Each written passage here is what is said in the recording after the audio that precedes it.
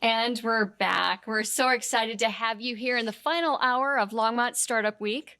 Leading an entrepreneurial startup is no easy task. Mark Ward, CEO of the family-owned and operated Ward Electric, knows that all too well. In this session, the seasoned leader, right by my side here, will share with attendees what he has learned and the hard realities he has had to face along the way. We will discuss the role of the entrepreneurial leader in having hard conversations, in creating a culture that people want to work in delegating, strategically growing the business, and what we can all learn from Gates, Bezos, and Buffett. That's at the end, so you have to stay tuned. Hi, how are you? I'm good, Lori. Thanks. It's an honor to be here and be a part of the Reimagine Longmont Startup Week. Well, I tell you, we're thrilled. I need to let everyone know, Mark and I, our kids have gone to school together. They've grown up together. We've known one another a very, very long time. And when I was thinking about this leadership series, because we've been on the basketball court so many times, just, talking about situations that happened that day at work or whatever it might be, I knew that we needed to have you here to really share some of the wisdom that you've gained and a family business to boot. Tell us about the history of the business. Well, again, we're honored to be here. Ward Electric Company was started in 2005 by my mom and dad. Mm-hmm. My dad had been in the power line construction industry for a long time. And finally, at the ripe age of 53, 55, something in that area, he decided to do it on his own. And they started it. I got into it with them around October of 2008, I believe, in that area. And then my brother and I bought majority ownership of it in 2012. Wow. And since then, we have grown enormous amount. And not only with volume, but customer base, our geographic areas, and just our ability to service the entire electrical industry. We do everything from high voltage power line construction to commercial, residential, and industrial work.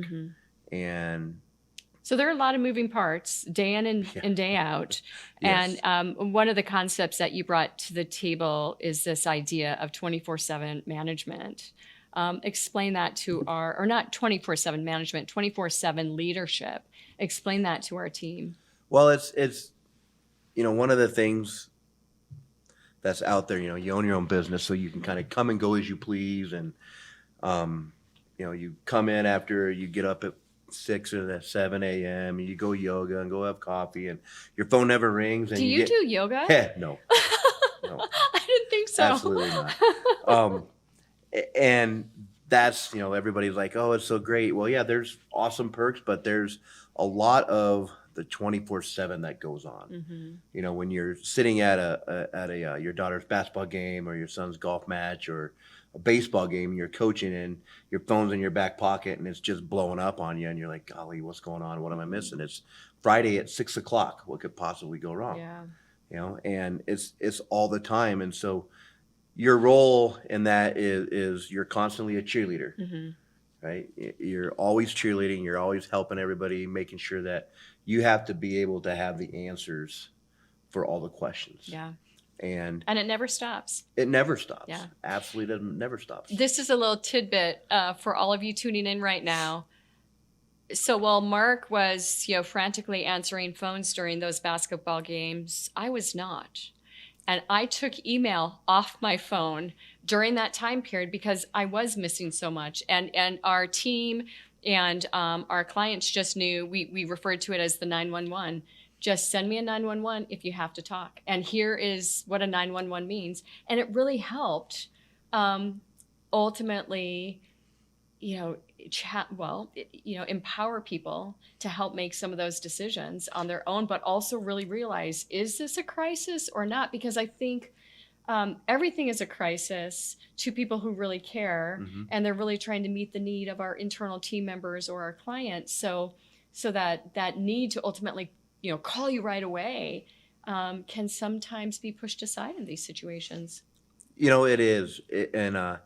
My brother, him and I own the company together, and one of the things we complement each other really, really well. Yeah. he spends the majority of his time in the field. I spend a lot of my time in the office and then some special projects, but He looks better than you too. way better, Yeah. way better. And if he calls me and I don't answer, then I know I'll call him back, and he knows I'll call him back. But if you get that second or third phone call, boom, boom, boom, then I know it's like, all right, I'm going to step Yeah. out and take this. And our management staff and our senior leadership teams, they understand that as well. And they know that if we don't answer, we'll always call them back. But we also know that if you call once or twice, then we know it's an emergency. And the funny thing is, like you mentioned, right? What is a high priority and what's not? There's things that they'll call us twice on, and we'll be like, great, we'll take care of that Monday. Yeah. Not a big deal. Thanks for the heads Right. up. Go home, enjoy your weekend. And to us, it's not a big deal, but to the person in that role, it is a big deal, which we love. Right? We love that passion. We love the fact that they consider that a very, very big deal and a hot item that they want to let you know about. And as you grow your business and as you bring in more people, giving them and empowering them to make that decision is the whole purpose of why they're in that role. It's the only way you can scale. Exactly. Is to empower people. Yeah. Do you remember conversations or recall conversations you've had, not only as a senior leadership team, but even with some of the team members that just you just said, just do it. Yeah. Yeah. We've had, as we've grown a lot over the years. When we first took over in 2012, when we bought the business from my parents, we had about 70 total employees, 75, and now we're over 350. Wow. With offices in Texas, Iowa, and then Colorado. And some other yard locations and shop locations where we're at. So one of them, we've been looking at some different ways for IT and technology on how to track some of our safety items. And we're always involved with safety, and we're always involved with equipment and everything. And one of the things my brother and I have gotten really, really good at is like, look, this is our end goal. This is what we want. You guys handle it. You are in the trenches every day. You deal with it every day. Put it together. Come present a plan to us. Right. And then say, hey, this is what it is. It's A, B, and C. Long term, it takes a lot right now, but long term, it's a great deal. And finding those people to empower them, I think that's so incredible. One thing for entrepreneurship and leadership is you got to find the right people. The right people is so important to everything that you do with your business. And when you get those right people, is make sure that you take care of them and you allow them to make those decisions. Right. Because we both we don't hire people to make those decisions for them. We had a question come in, one of the last panels that was about hiring slow, firing fast. We have no option right now but to hire fast, hire fast, hire fast. Not only because of turnover and the Great Resignation, but with fast growth, you really do need to look at that way. What have you done to make sure that you do have the right team members within the company and build a culture that's real sticky that keeps them there? We've hired, fired, interviewed, and spoke to lots and lots of people over our years, and we've been pretty spot on. We've made some bad choices that we've had to deal with, and down the road we've corrected those. But a lot of it would be the first 5 to 10 minutes we can tell off just having a simple conversation of, will they fit our culture? Will they fit our brand? And do we think they have what it takes? We're not so set up as far as, well, you make this check mark, you meet that check mark, and you have a 4-year degree, and you went here, and you did this, and this, and this. We've had people that have the greatest resumes and all the experience, but they just don't fit our need and our want. Right. And, for us, we're not real formal on an interview, like here's 25 set questions. We like to sit and have a conversation and get to have a conversation. What do you do outside of work? Because that's really important to us, right? If you spend a lot of time with family, that fits our culture really well. We're a family business, and we're very animate that, if you have kids, don't miss a kids event. I've had some very one-sided conversations when I find out from employees that have missed a family event because they wanted to do this. I'm like, look, the work will always be there. We trust you. You'll get it done, whether that's 5 a.m. or 5 p.m. or on a Friday or Saturday. Don't miss those moments with your kids unless you absolutely have to. Right. And take that. So it is right now hire fast, and sometimes you hit on And the pray. mark. Yeah. Sometimes you hit it, and Yeah. sometimes it's just, we miss that one. Yeah, back to and, the and drawing that, you know, board. that's just par for course, Yep, right? it And it's is. just It owning really it is. and moving forward. You know, I think the leadership team at Ward, are definitely incredibly high quality people that walk the walk and talk the talk. And what you've just said about family time is something that is so critical, especially today. We're coming out of COVID, maybe going back into it, but we're coming out of COVID. And what we have gained, one of the gifts of COVID that I've talked about is all the family time that we had. You are out in the field. How do you juxtapose that need for family time and the fact that you've got a lot of people in the field day in and day out that aren't necessarily able to realize work from home and all those components? They still had to get the job done. How do you balance that? It's tough. It's really tough with our industry, with what we do with electricity and power is, when you walk in the room, you want to flip a switch and you want power. You want your lights on, and that has to happen. So with what we provide is a lot of it's communication.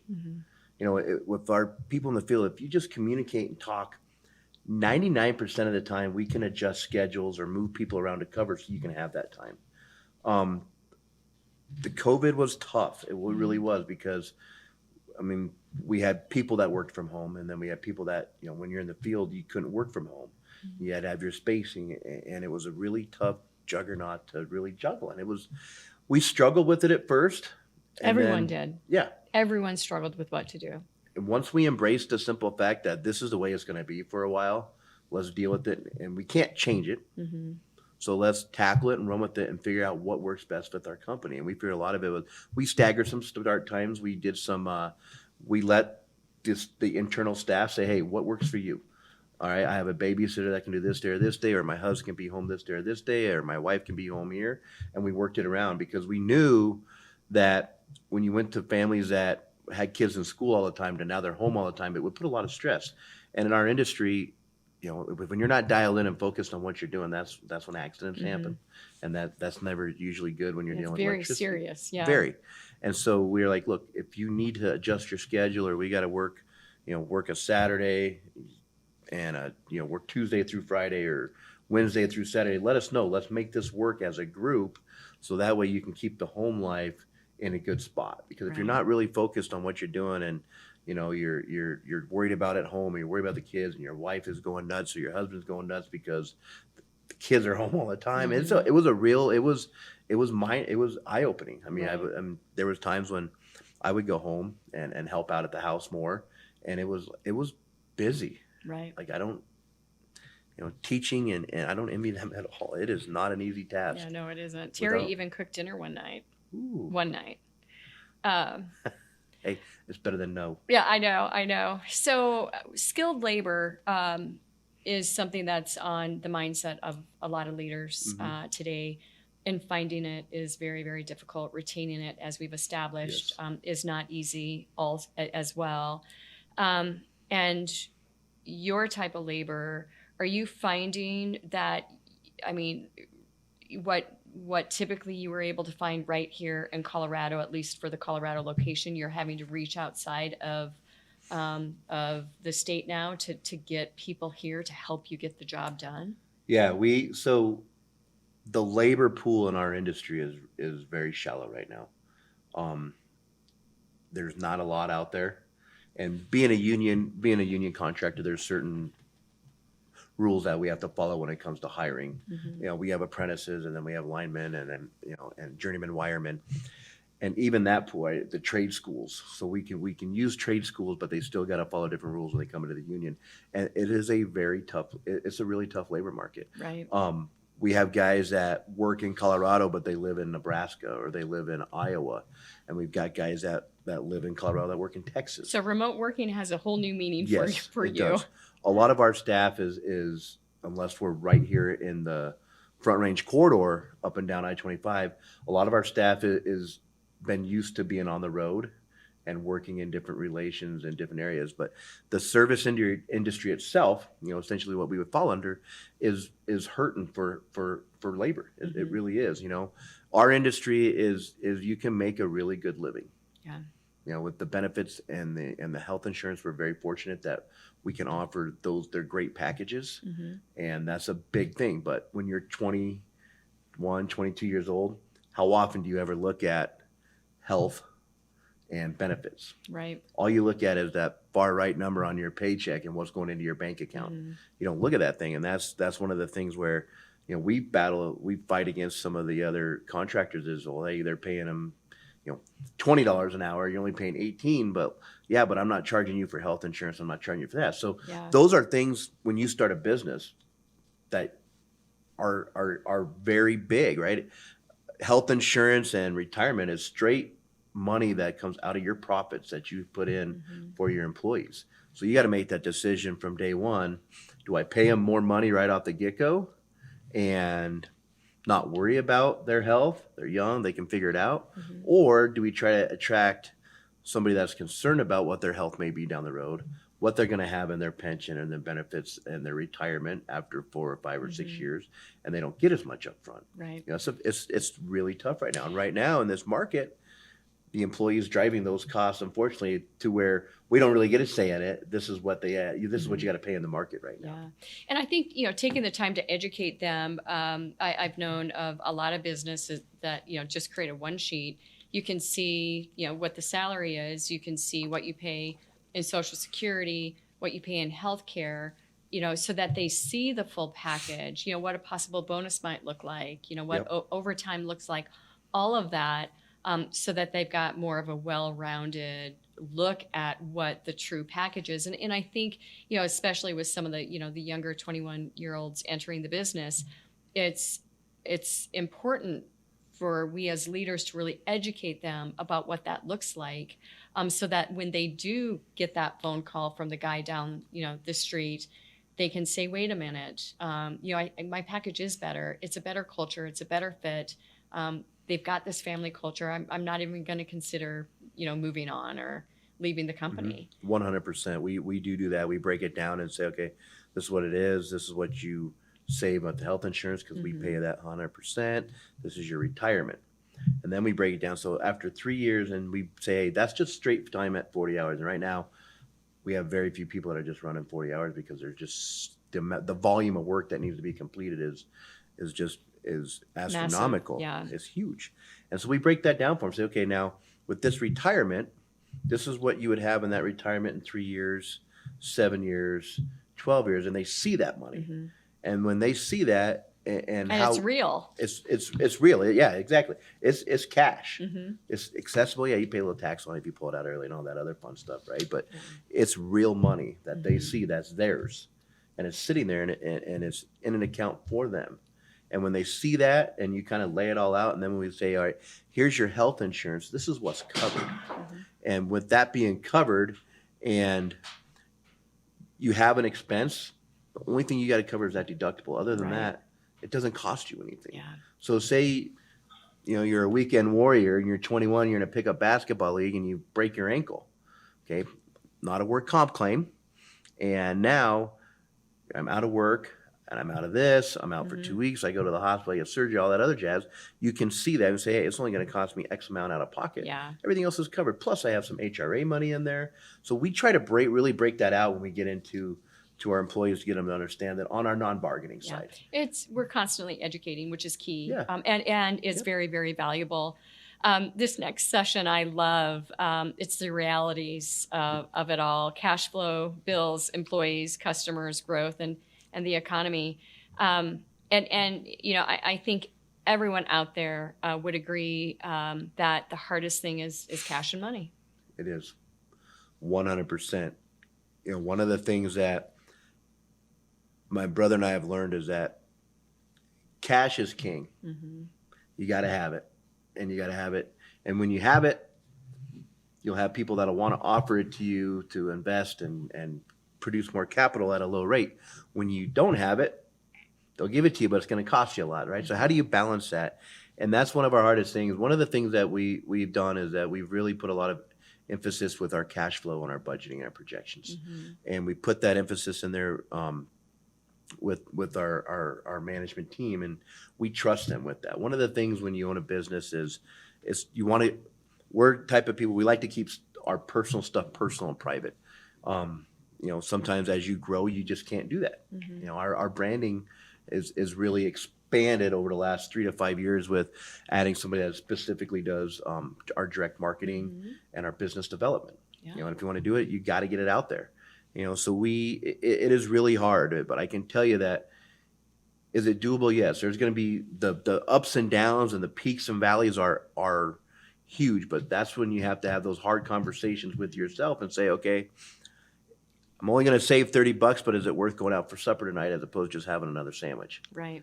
And that's at the early days when you first start that. And then you sit there and say, you want to make the last thing one of the hardest things is when your employees that are working for you lose the trust factor that there's enough money coming in to pay them and pay the bills.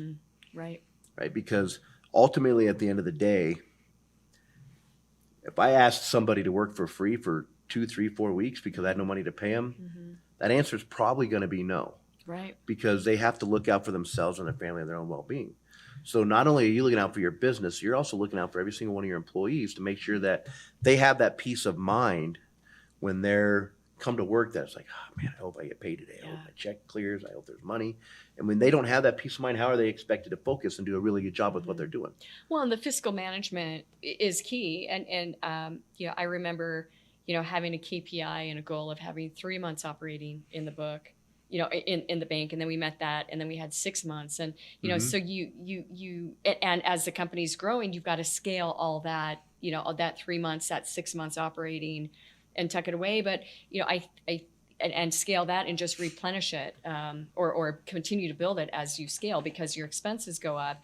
And that's one thing very early for us that was really important. And I just, when we hit those milestones, it was such a relief. And I would for those listening in today, I would say that that's something that I'd really have your eye on as well. As it's what a lot of companies, why they survived during COVID. Yes. I mean, we still had to get the work done. The income wasn't coming in. We were literally working for free. Yep. And the only reason that we were able to do that until PPP did come in was because of that single KPI. 100%. No, the team didn't know about it. They just knew that we were going to be okay. Yes. And that's a huge peace of mind that you can provide, right? If they're worried about, I hope we pay the bills so we can go to work.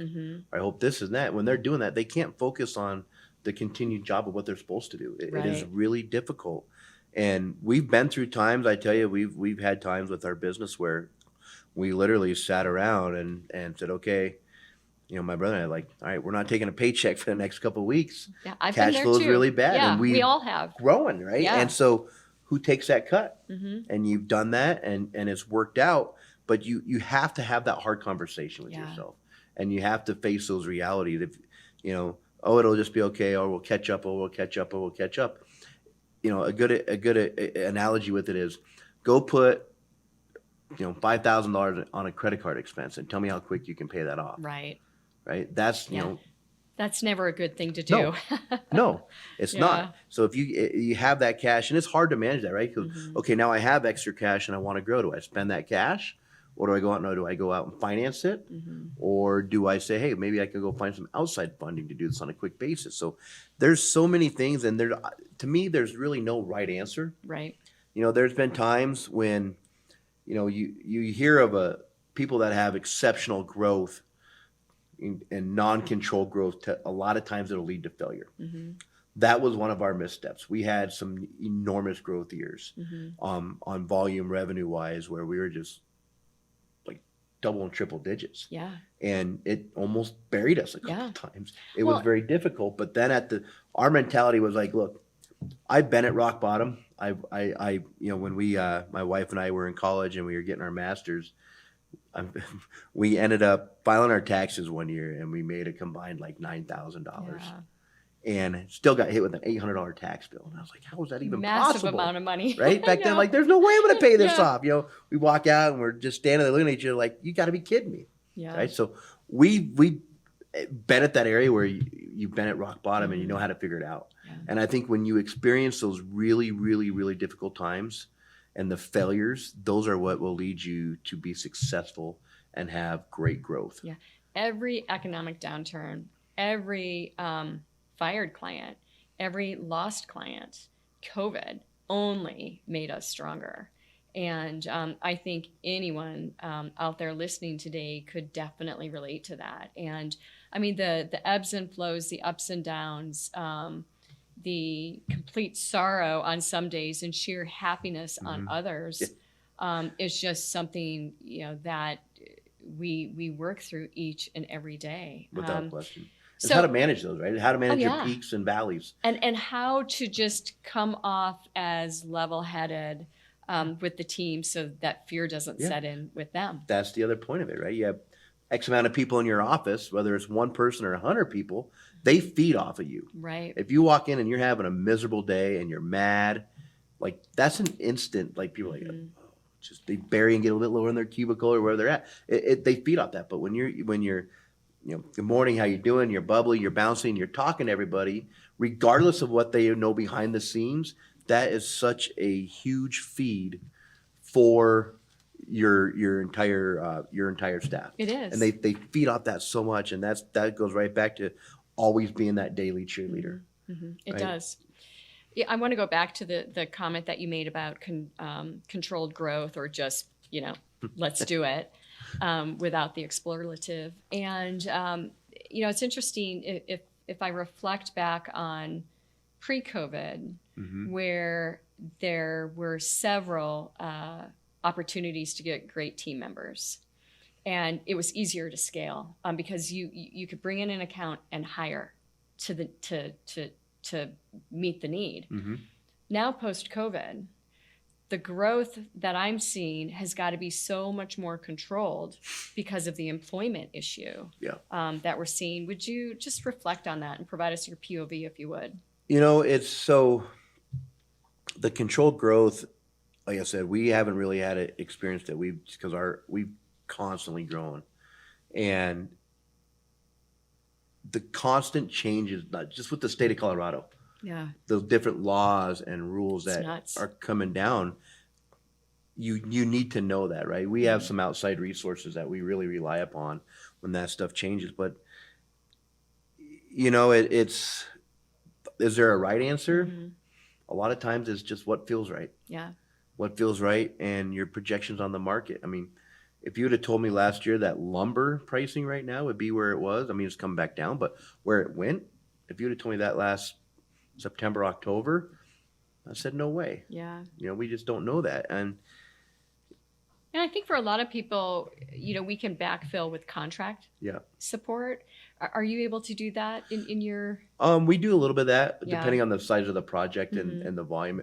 It's tough to hire from some of our specialty areas, like a safety personnel. It's really tough to hire somebody to go on a project for 6-7 months.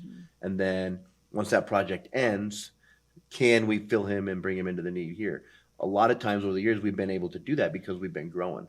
So we have outsourced some of that, and sometimes in the aspect of safety has worked really, really well for us. We tried outsourcing it with some other items, and it was a train wreck. Yeah. It was an absolute train wreck. So Yeah, then what do we do? it's definitely for those organizations that are more IP based, you know, you're selling a solution that is mined, delivered. It's probably easier to find those contract laborers. We've got a huge pool of them versus someone who's got to be in the field and to find the highly skilled labor with what we're looking at is it's tougher. Yeah. I mean, we get a lot of different things all the time for, hey, you can outsource your payroll. Some businesses it works really, really well. With ours, it doesn't, because when we work in so many different states, so many different unions and different contracts, we tried it once and just as kind of a trial, and it didn't go well. Yeah. And so my brother and I are really big believers that we like to be able to control our own destiny. And there's times where we've jumped in both feet, and we used to have a traffic control company, and there was my brother and I and another owner in it, and it started out well, and then three was too many. We gave it a whirl. It was good. Then we went ahead and we sold that portion off to the other gentleman. It's been going great for him. Yeah. So sometimes it works, sometimes it doesn't. We used to have Ward Engineering, and it was going well, and it was just, we're not engineers. So we sold that portion to some of the employees that used to work for us at that time on the engineering side, and we've my brother and I were like, we're really good at the power line, construction, electrical contractor. Yeah. Let's really continue to focus on that. Well, and it ties into, not going too broad ultimately with your product or your solution mix, and really honing in on where you can be successful, where you can, please the clients, where you can make money, where you can retain employees. And, sometimes that diversification can just go, Correct. Off the rails. What is the biggest OS moment that you've had in running your business? Just one? Well, we've got some time. Man, there's a lot. And I would personally, my largest growth has come from all of our failures. Right? And people ask me, what drives you? They're constantly chasing that carrot, right? Just like the cartoon, the rabbit's always chasing the carrot. And that to me is awesome. I love the challenge of developing new customers and new relationships. Yeah. One of our largest accounts, our largest customers, I received an email one morning, and it was about a 4-sentence email. And when I read it, I literally went white, and I was like, this will be catastrophic. Yeah. And you get, and like your whole body kind of goes numb and cold, and you're like, and you open it. I read it a second time. I'm like, I just read that. And so, I was out and in my truck and down to that customer, and met him, got it handled, got it covered, and still to this day, we're still there doing the work. Yeah. And that was one of those things where do what you're really good at and stick to it. And be honest. And if you can't do it, then don't do it. Yeah. There's been times where we've said no. It doesn't really happen a lot with my brother and I. There's very little that we will say no to when it comes to electrical work. Sometimes we might not have that experience, but we'll get it and we'll figure it out. I think that's one of the things that's kind of the fun of owning the business, Exactly. right? It's an ever-changing climate. Yep. That's really cool. The taking care of the customer, back to the example that you just shared with us, I think sometimes when you're solving the problem and the way in which you do solve it, you actually can retain that customer even for a longer time period. They want to see how you're going to react when something doesn't go well, because things don't always go well. mistakes are made, issues happen. It's about how you attack the issue 100%. that creates that retention. 100%. If you've got something going on with a customer or client, handle it. Don't let it explode and go even farther and farther out. And be honest, sometimes, the customer is always right. And sometimes you have to find a way to present it to them. Like, I know you want to be right, but this is just not a fair situation. Yeah. This is not right now. It's how you can we remind work it them. out? Yeah. Exactly. Yeah. And I can't think of any one time in our history that we haven't been able to work out any situation. And it might cost us money, it might cost them money, but when you sit down and you put it in front of them, and everybody wants to do us right. I'm a firm believer that people want to do us right and do the right thing. Yeah. Right. I don't think a lot of people wake up and say, I'm just going to be the biggest jerk today and just piss off everybody. Right. That doesn't, if you do Most of the time. whatever, right? Like most of the time people want to do us right and they They want to do us do. good. And if you talk to your customers about that, that's a lot of it is. But when you don't address it when it comes up and you just kind of let it hang out there, it'll get worse. Right. And that's one of the things my brother and I are very, very good at is something comes up, we handle it right away. It's boom, it's done, it's buried, done, go to the next one and move on. Yeah. But again, that's a very difficult conversation to have, right? If you have a customer that comes to you and says, hey, Lori, I want you to I want to keep the same amount of marketing, but Mhm. I'm going to pay you 10% less this Yeah. year. Can we do that? Well, yeah, it depends, but you find a way to deliver it at, Yeah. you know, a less cost, or, you know, you make the hard decision. Yeah. Or the hard decision It depends is, on where, yeah, you know, you are profitability with that account exactly. already. I mean, you've got to look at those things. There's so many And factors. yeah, there are so Yep. many factors. So many. One of the other realities that I love here is that you want to talk about is that the best plans change. And we're constantly talking about that with our clients with their marketing plans is, you know, if we're changing something out, it means that it's not working, and guess what, we know it, or it is working and we want to do more of that. So it's a great thing to be able to test and scale in our situation and make those pivots. Mm-hmm. You know, we do some of our safety stuff is plan your plan, work your plan, but you also got to realize that plan can change instantly. Mm-hmm. A good example is we're out on a project. We had a plan this way. We had a planned outage. We did this, and this. Well, all of a sudden down the line on a different circuit, a car hits a pole. Yeah. And now we got to switch things around. That wasn't in Timnath a few weeks ago, No, was it? No. And we have to switch things around and make it work. So now that plan that we just planned and we're working, it's got to change right away. Mm-hmm. But as we've grown as a company, one of the things we've gotten better at is planning and forecasting. When you first start out, if somebody's, you know, you can sit down and put together a 3 month, 6 month, 9 month, 12 month, and then get into a 1 year, 3 year, 5 year, 7 year business plan and work that, right? The odds that thing hasn't changed 20 times after the first 3 months are slim. I know. It's going to change all the time, right? It's constantly changing.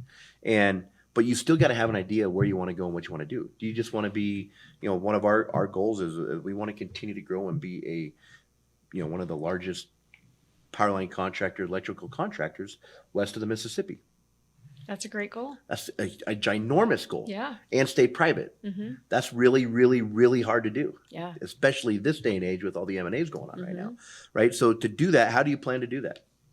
Where strategically can you locate, right? If you want to, and is that growth really possible in that area? Mm-hmm. You know, I mean, for us to to say we wanted to go down and grow in the Louisiana, Alabama, Georgia area, that's not really typical for us right now.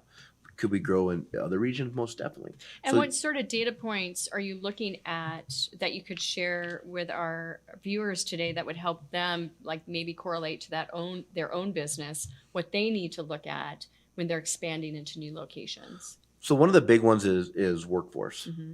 right? In the area you want to grow and expand to, is that workforce qualified to be able to meet what you need for your Right. needs?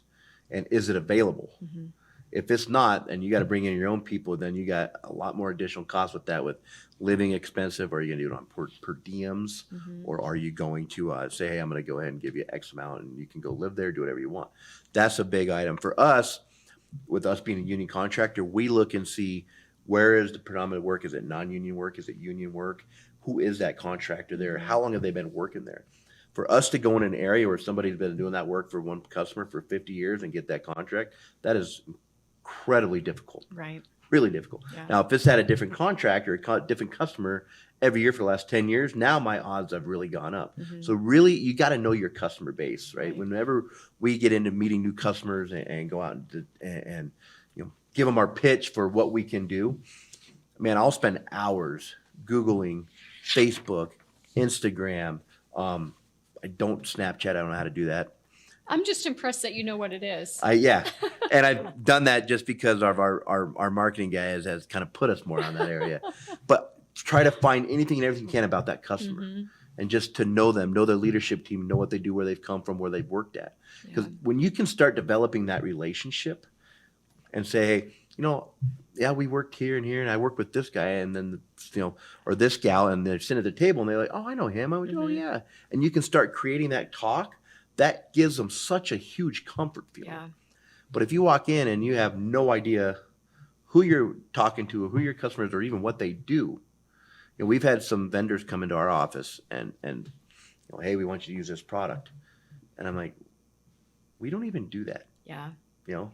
Well, and I think it's, charting. There's a great book out there called Whale Hunting, and it Mm-hmm. talks about, it's written by Barbara Weaver Smith, and it talks about, the metaphor is, going after the big business instead of the small, or I'm sorry, the big business instead of the small business, and that a whale can feed a village for a year. So the larger the client, the more profit, the more team members, so on and so forth. All those things that we aspire to. And one of the things that Barbara talks about in her book are the whale signs.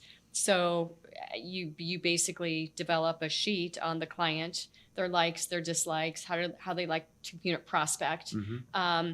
what the size project is that they typically need someone for. Is there anything in the news about them? Do they have a lot of OSHA situations? Whatever those things might be, and it really helps you track where this potential prospect might be in the sales life cycle, then ultimately determine, is it worthy of our time or is it not? And to the point that you just made, when you go to meet with them, when you get to the buyer's table, and you have all these details at your fingertips that make you sound and present yourself as someone who really is worthy of working with them. Well, you've done your research, Yeah, and you know them, exactly. right? And one a saying we use a lot is, we would much rather sit down for a pig roast that lasts 30 years as opposed to 30 minutes. Yeah.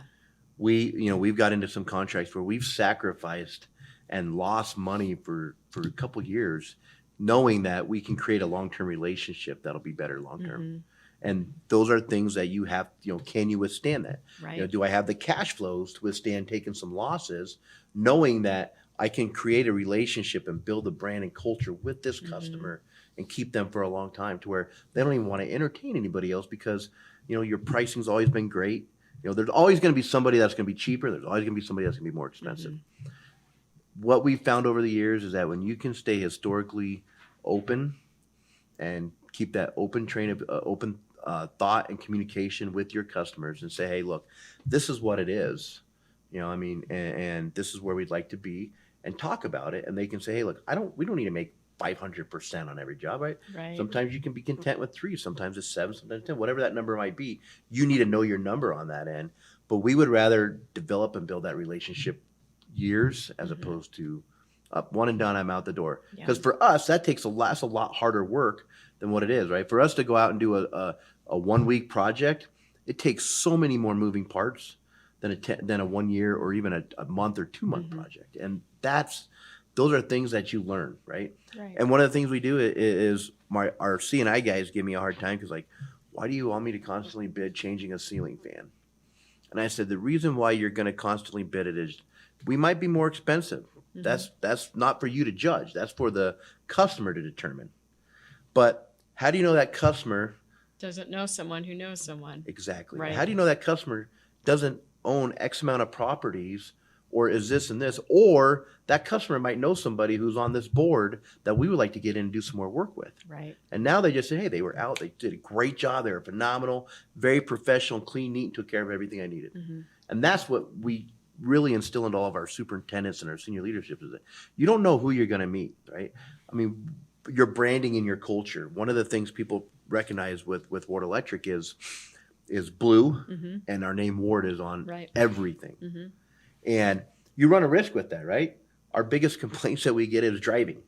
Well, we have over 400 vehicles on the road at any given time. You're going to get the driver's complaints. A lot of vehicles and people you expect to be doing the right thing. Yes, right? So that's what we say. You never know who your next customer, that person you just cut off could be going to the same meeting you are, and it could be the guy that you have to sit down and talk to. Yeah. So remembe that when you're driving. And I think there's a meme in there someplace. Yeah, I'm sure there is. So this next section, I've got to ask you about the inspiration behind it.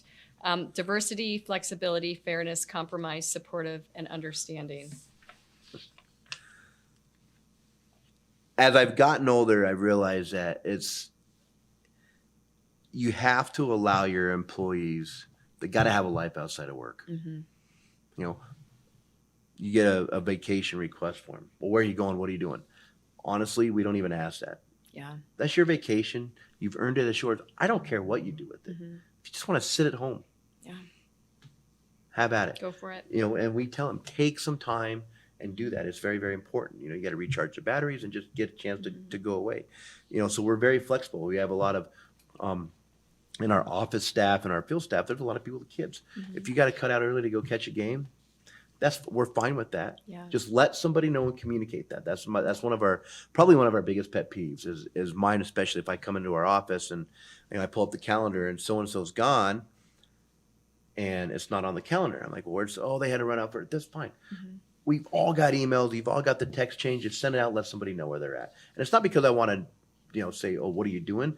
But how do I know that if you haven't come back for 3 or 4 hours that you weren't in a car accident? Yeah. You get sick, you didn't fall. And that's what I think is a really important point. People don't realize that. That's why PTO,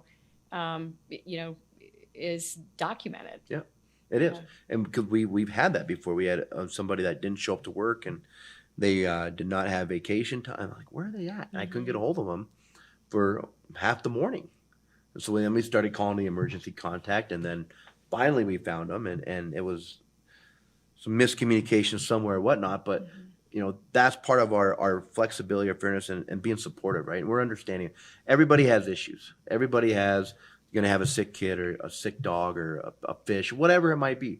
Just because if it's a fish to me, all right, it's a fish, right? That might be your prized possession. That's fine. But that's where the support and the flexibility and the understanding comes in. That just because I don't value it as high as you do, that doesn't mean I have to be any disrespectful toward you. That's life. And so, all right, take care of it. That's fine. Go from it. Yeah. On our diversity side, we try to get a wide variety, right, of individuals. Our field with what we do historically is very, very male dominant. Mm-hmm. And anytime we have an opportunity in this industry to continue to get more females into it, we take full advantage of that. Right. It adds a whole different aspect. One of the things that we have noticed in the trucking industry is you start to see a lot more female drivers. Mm-hmm.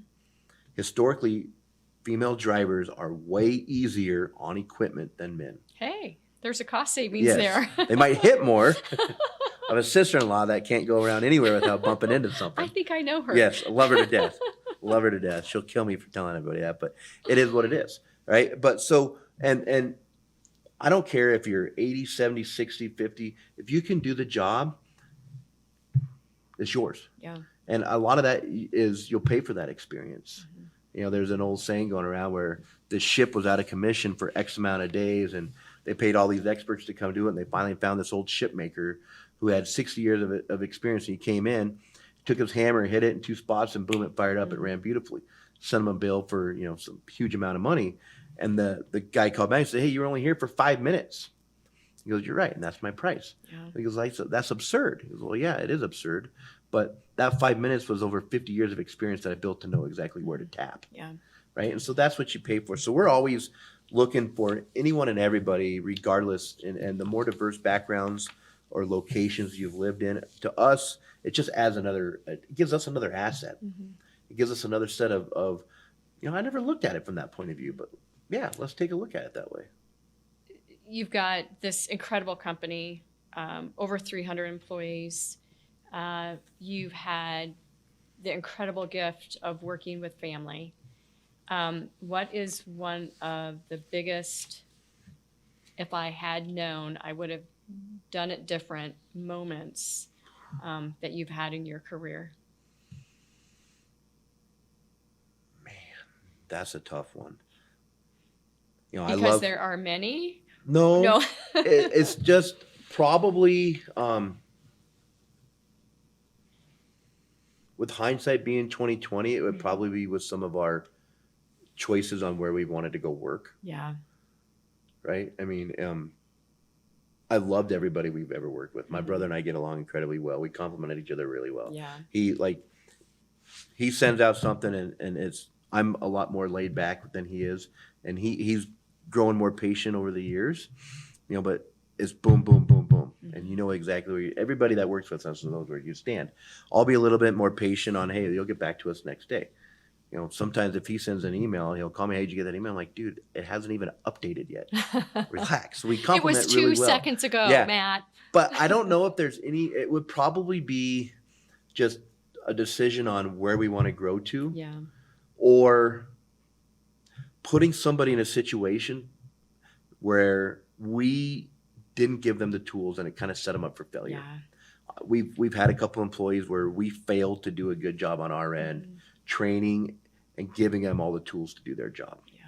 And those are harder. Those are really, really hard on me because of the simple fact that, you trusted me to give you a job, and then I didn't give you the tools that are needed. And that probably has a bigger effect on me than, losing a bid or something. Yeah, I would agree with you. It's all about people, and knowing the word family as well, as so many people in this market knows all of you. I believe that is very real and true, and something that you'll probably never forget and never let happen again. Yeah, it is.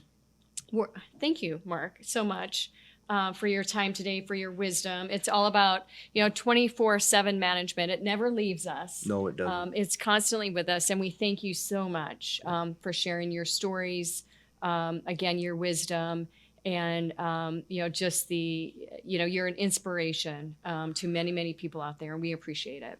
Well, we appreciate the opportunity to just be a part of this, and we've done some great things, we've done some not great things, and it's with entrepreneurship, is sometimes you just throw your hat in and whatever happens happens. Let's see what sticks. That's kind of the way we rolled with Yeah. it on some things, and it's to me, I love every bit of it. That's Well, it the shows. passion, and Yeah, it is fun. it So, shows, and we appreciate it. And we have got an incredibly exciting day tomorrow. I'll be hosting the panels again tomorrow. From garage to acquisition, we are going to tell the story about Rocor, how they started out in their garage, became an ESOP, and then ultimately was recently acquired. That is a fun, great story that we're going to share with you tomorrow. And then we're going to bring some incredible panelists together on focusing on the creativity in the era of remote work, a common theme that you're hearing a lot about. And then an incredible, great panel focused on creativity and how we'll grow that. And then how to get to retirement and survive once you're there.